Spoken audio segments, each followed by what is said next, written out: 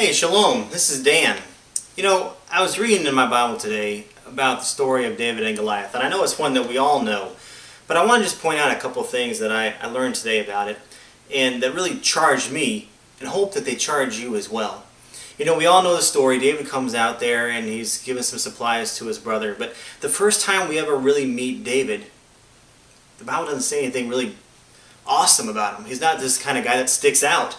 In fact, when Samuel came and he anointed when he went through to anoint the new king, and he's looking at all Jesse's boys, he has to ask Jesse, "Are these all the boys you got?" And then Jesse comes back and says, "Oh yeah, well we got this other guy. He's out watching the sheep." And Samuel says, "Well, go ahead and bring him in. We're not going to eat until he comes in." And he sees him, and Samuel's first thoughts of him is that he's a ruddy guy. He's just a normal, average Joe. Nothing special about him. But God says to Samuel, I look at the heart when everybody else looks at the outward appearances. Now right there we could have a whole message about how God looks at us internally. Even though we don't think we're anything special, God sees us as something that is way beyond what we can ever give ourselves credit for, or what other people give us credit for. But the story goes on.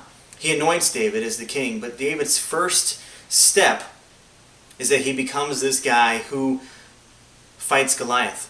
Now, I'd like to point out here that in fighting Goliath, a couple things happen. First of all, Goliath goes out there and he's got this charge of come bring me someone who is going to fight me, who's going to take me down. And if you win, we'll be your servants. And if we win, you're going to be our servants. And he comes out every day and he's blaspheming against God. And he's just going off saying, "I defy the God of Israel. This God that you think is all sufficient, all knowing, all everything. I defy him."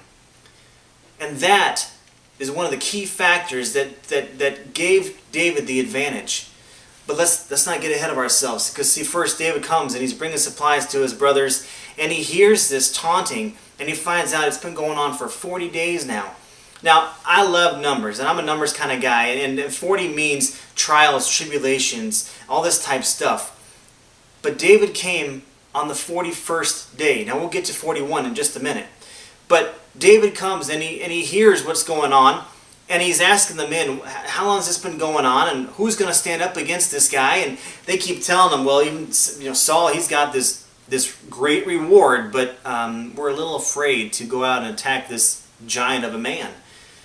And so David, the scuttlebutt goes around. David's like, "Oh, he heard." And it comes before the king. And he goes before Saul, and he says, this giant, man, he's nothing.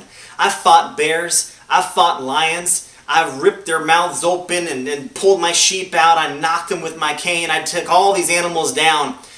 This Goliath, he got nothing on them." And so Saul says, if you want to fight him, go ahead. And Saul even offers him his armor. And if you ever stop to wonder why Saul might have offered his armor, I don't know if it's the actual truth or not, but here's one of my thoughts.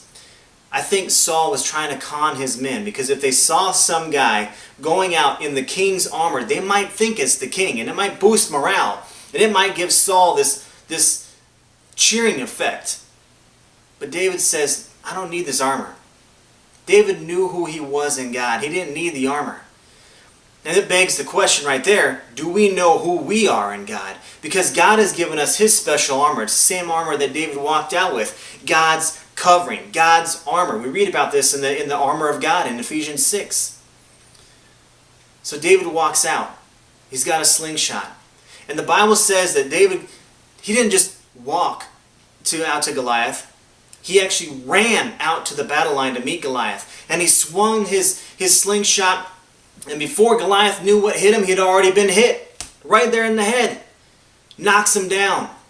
David pulls out Goliath's sword, cuts off his head. Now here's the interesting things I want to point out to you. The semblances that maybe we can make with our own life.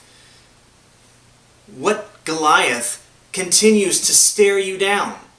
What Goliath continues to sit there and taunt you and say, "I defy the God that you say you serve"?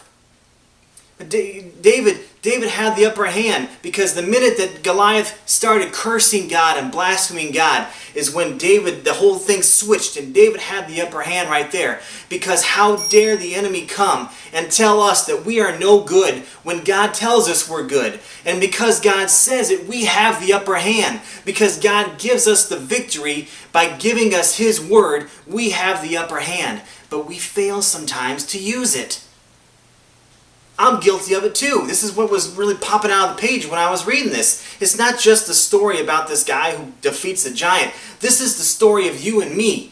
And there are giants that are looking at us saying, how dare you think you can come out here and battle against me? I'm decked out in my armor. And God says, no, I have given you, David, you, Dan, you, whoever you are watching. He is giving us His armor. He has given us His power. He has given us His weapons. And we have the upper hand. What is your Goliath? What is that thing that keeps staring at you and taunting you?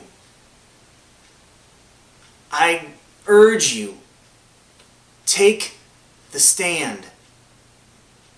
This is not time for us to back down. This is the time when we, like David, we run to the battle line and we throw the slingshot, the stone in the slingshot, and we watch the enemy fall. This is the time when we stand. Are you going to stand? Shalom.